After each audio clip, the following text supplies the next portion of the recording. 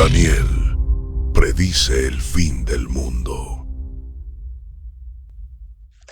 Muy bienvenidos sean amigos a Fe sin Filtros, el canal donde estudiamos la Biblia y estudiamos la fe sin filtros, como así lo dice nuestro título. En el capítulo de hoy ya es la lección número 2 de Daniel predice el fin del mundo y vamos a estar estudiando ya, adentrándonos en la profecía.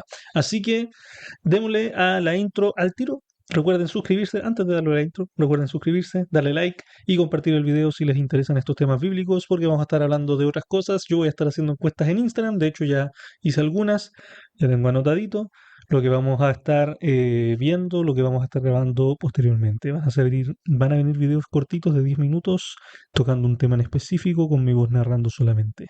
Así que su gente, muchas gracias por ver el video y nos vamos a la intro.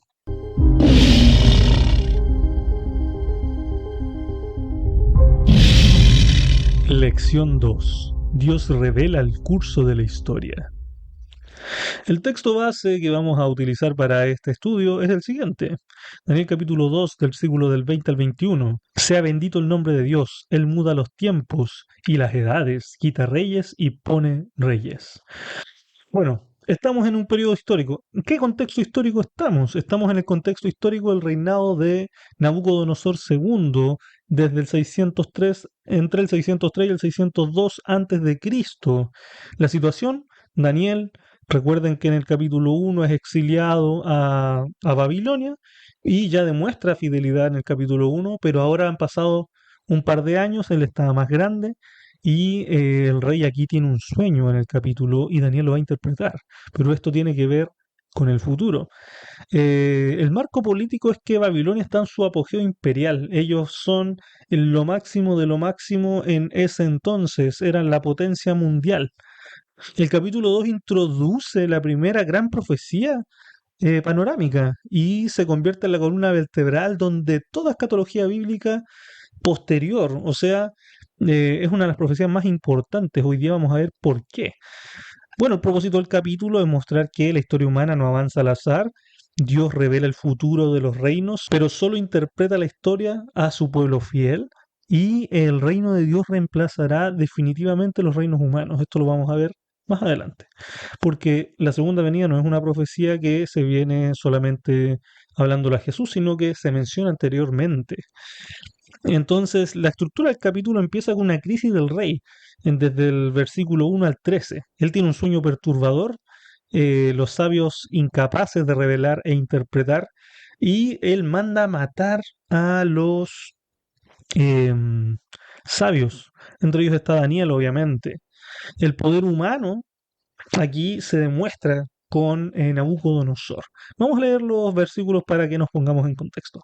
En el segundo año del reinado de Nabucodonosor, tuvo Nabucodonosor sueños, y se perturbó su espíritu, y se le fue el sueño.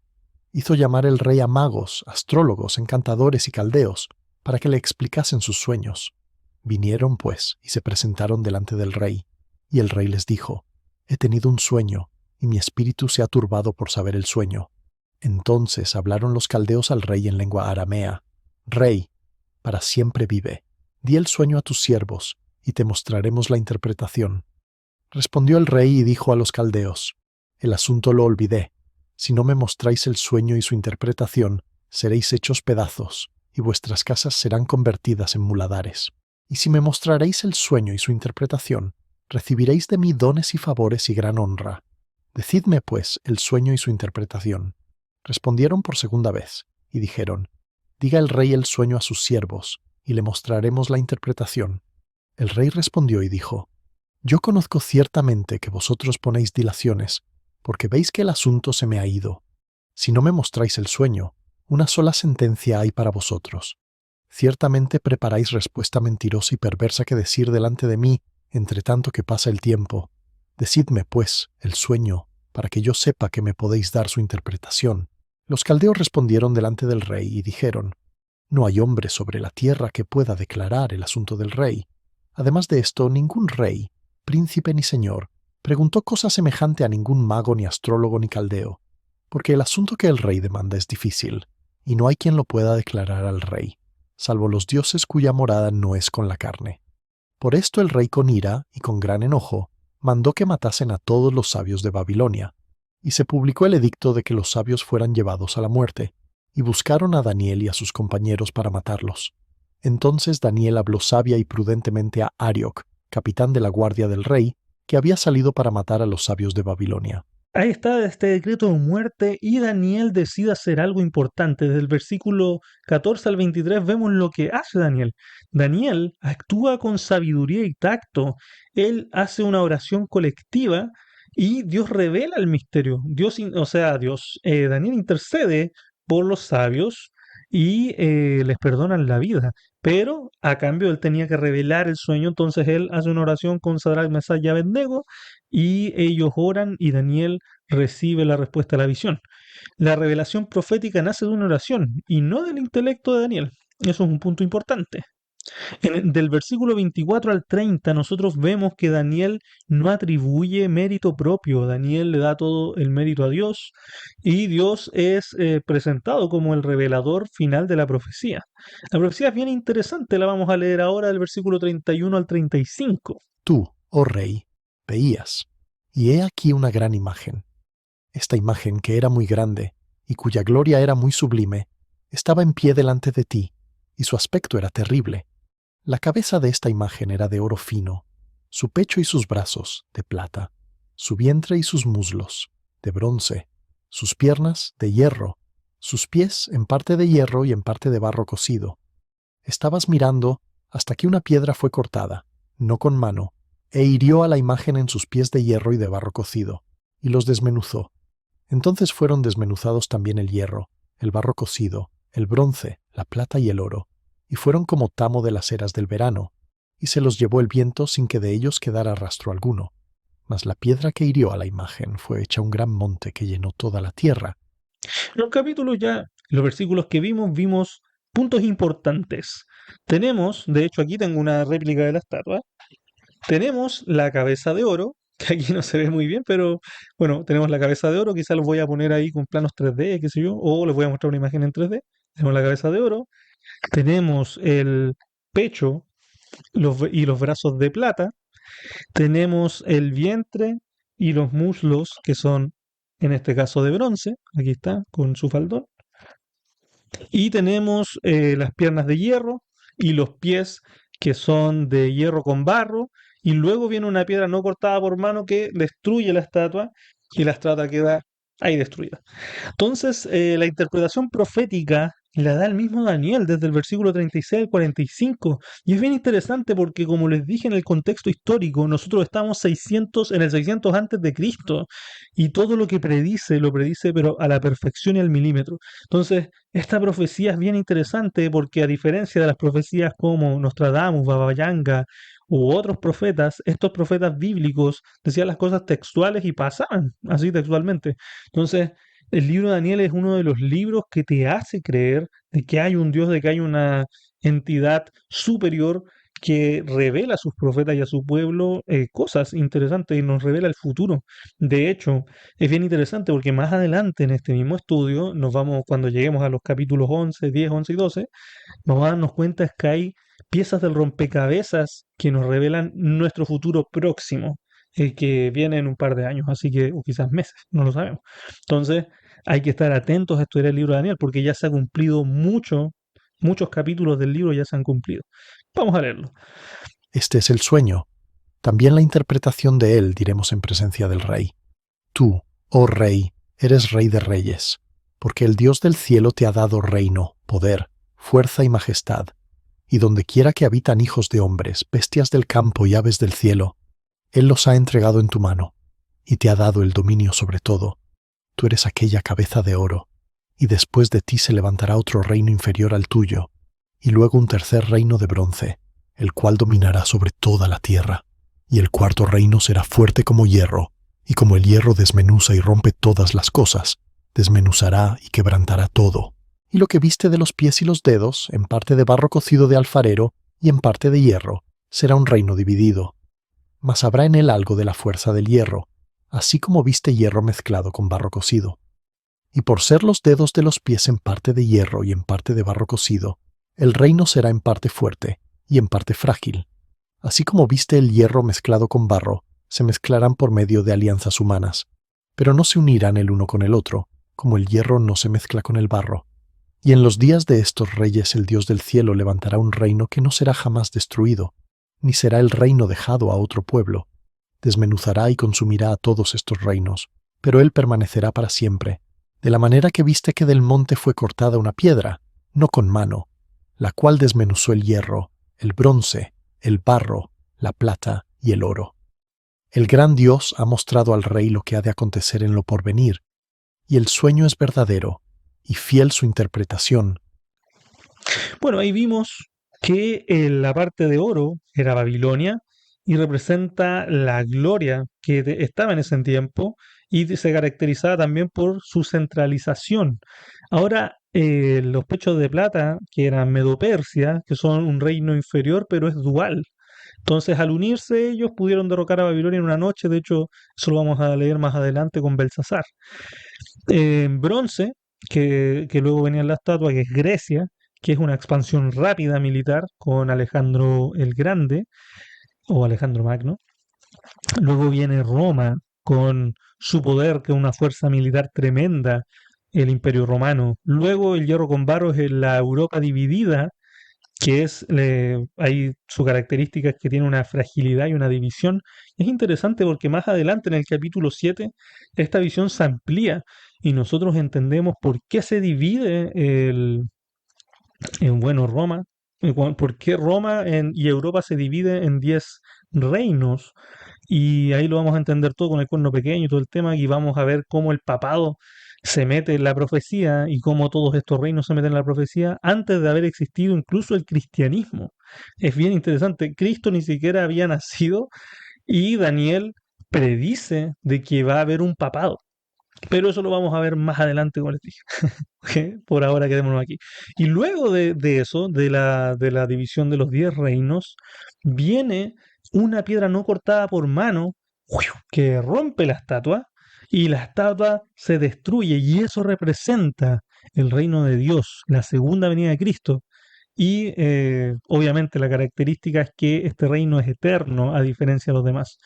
Entonces, Dios revela al profeta algo bien interesante, le revela desde Babilonia hasta el fin del mundo, hasta de hecho la segunda venida de Cristo. Entonces, es bien interesante porque toda esta profecía se cumplió. Solamente falta la segunda venida de Cristo ahora. Entonces vamos a ver algunos principios proféticos fundamentales para igual ir comentando. Punto número 1, el historicismo. La profecía sigue una línea continua de la historia, desde Babilonia hasta el fin del mundo, de hecho. La unidad de la profecía, los metales no son simultáneos, sino que son sucesivos, si se dan cuenta, es de mayor pureza a menor pureza. El reino eterno no es un producto humano, es una piedra no cortada por mano, no evoluciona desde los reinos, sino que este viene desde afuera y los destruye y los reemplaza completamente. Algunos temas teológicos centrales serían la soberanía de Dios absoluta, sobre todo. Dios controla los reinos y no los hombres controlan los reinos, sino que Dios es el que pone y quita reyes. Eso es bien interesante porque Él ya predijo todo y Dios es el que da el poder a los reinos de esos entonces para que gobernaran. Ningún imperio es permanente, esto lo vemos a través de la historia y esto lo vimos a través de esta profecía.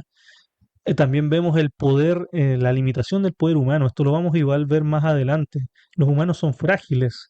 Y Nabucodonosor escribe uno de los capítulos de este libro. De hecho, escribe el capítulo 4. Entonces vamos a ver la fragilidad del ser humano.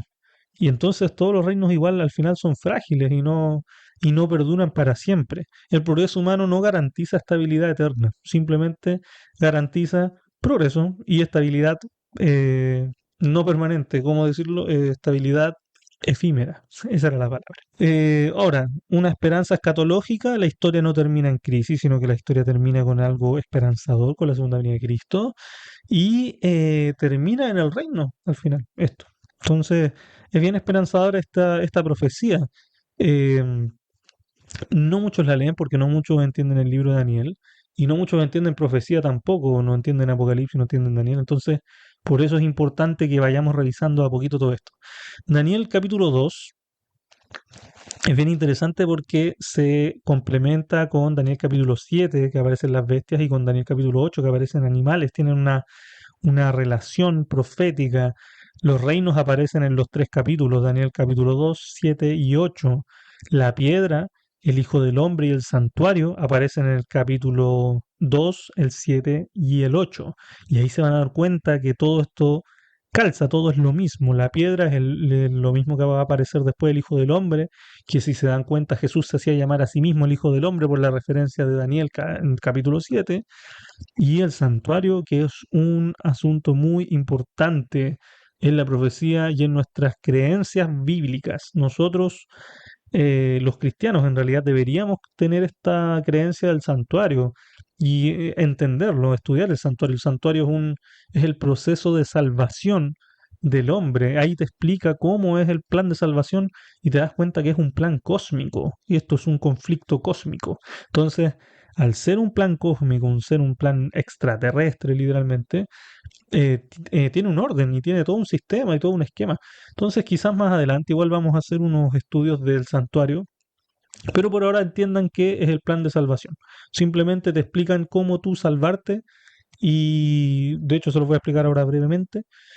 Todos son símbolos, obviamente. Está el santuario de Moisés, que se establece, después lo pueden ver en el templo de Salomón, el templo de Herodes, etcétera. Después, obviamente, los babilonios lo destruyen y después es reconstruido por Zorobabel. Pero la cosa es que el santuario representaba lo siguiente: tú llevas tu corderito, que eso significa que tú aceptabas a Jesús, porque Jesús se identificaba como el Cordero de Dios, que quita el pecado del mundo. Tú llevas tu corderito, se lo pasabas al sacerdote, el sacerdote lo sacrificaba, que eso significaba que tú aceptas el sacrificio de Cristo con su sangre, y luego de eso el sacerdote se lavaba los piecitos y las manitos en un lugar que se llamaba el lavacro, y ahí cuando se lavaba simboliza el bautismo, que tú te bautizas, y luego entra al lugar santo, que el lugar santo tenía tres muebles, que era el menorá, que era el candelero de oro, que simbolizan las buenas acciones, simbolizan el ayudar al prójimo. Está también el altar del incienso, que el altar del incienso simbolizan tu oración diaria con Dios. Y está también la mesa de los panes de la preposición, que simbolizan tu pan diario con Dios, que tú comes el pan diario. O sea, que tú estudias la Biblia, que tú busques algo de Dios, busques algo espiritual. Entonces, simbolizan esos tres. Y el sacerdote llegaba y rociaba 7 veces con el dedo, con la sangre del cordero, la rociaba en el velo, y al otro lado estaba el arca del pacto que simbolizaba a Dios. Al final es todo esto una creencia y es un simbolismo de que tú cuando aceptas a Jesús y te bautizas, Jesús te está justificando ante el Padre, porque hay un juicio que se está haciendo en este momento.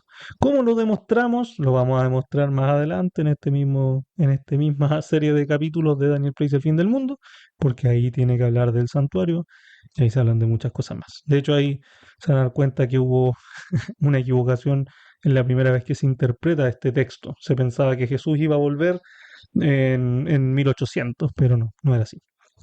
Bueno, los capítulos posteriores, como les dije, amplían y no contradicen esta visión. Ahora, también hay una aplicación espiritual. La seguridad no está en los sistemas humanos. La fidelidad del capítulo 1 conduce a la revelación del capítulo 2. Los creyentes que viven con esperanza no tienen temor al futuro, porque Dios es el que gobierna el futuro. Ahora, la idea central de esta lección es que Dios gobierna la historia y su reino es el destino final del mundo. Y ahora, para ir terminando, este video no va a ser tan largo. Les vamos a dejar algunas preguntas ahí de reflexión por si quieren contestar en los comentarios, que serían: ¿dónde ponemos hoy nuestra seguridad? ¿Dónde la pones tú? ¿Dónde pones tú tu seguridad? ¿Tú confías en Dios realmente? ¿Crees que Él está guiando tu vida? ¿Quieres que Él guíe tu vida? Entonces, si quieres, puedes dejar ahí en los comentarios. Si quieres estudiar la Biblia o algo, igual puedes contactarnos a través de Instagram, como el libro Los Secretos. Estamos en Instagram, sí, por nuestro podcast anterior. Pero igual, nos pueden buscar por ahí. Fe Sin Filtros, nos pueden contactar también aquí o nos dicen en los comentarios: quiero estudiar la Biblia, y perfecto, nosotros nos ponemos en contacto contigo de alguna forma para estudiar la Biblia contigo.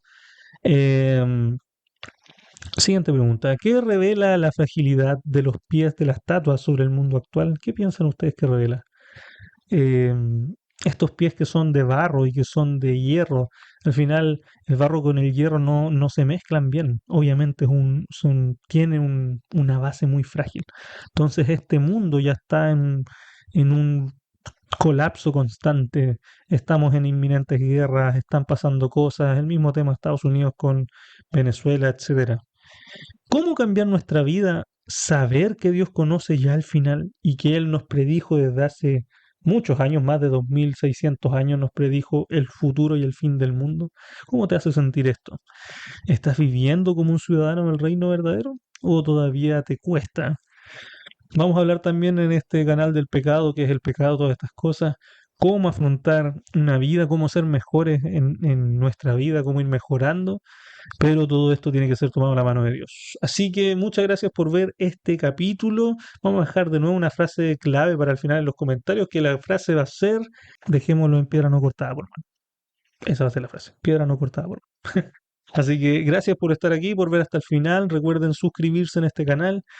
Suscribirse es gratis, compartir es gratis, darle like es gratis. Recuerden que nos pueden seguir aquí como Fe Sin Filtros. Pueden seguirnos también en Spotify como El Libro de los Secretos.